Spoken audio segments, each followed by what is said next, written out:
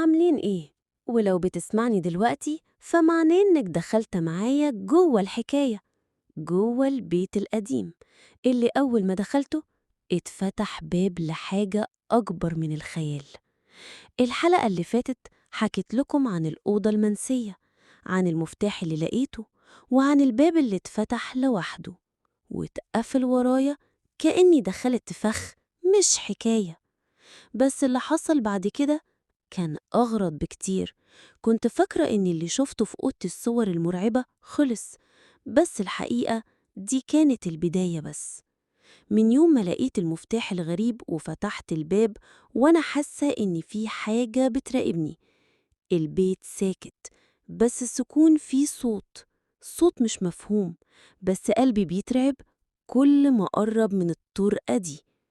النهاردة الصبح لقيت دفتر اليوميات القديم مفتوح على صفحة ما فتحتهاش قبل كده، وكان مكتوب فيها: اللي بيبدأ الحكاية لازم يكملها حتى لو هيدفع التمن.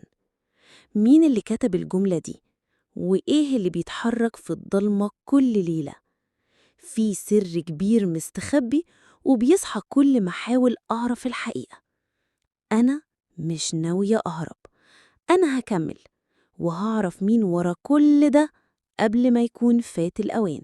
ما تنسوش تشجعوني وتشتركوا في القناة وتفعلوا الجرس علشان توصلكم الحلقات الجاية. لسه القصة ما ابتدتش بجد.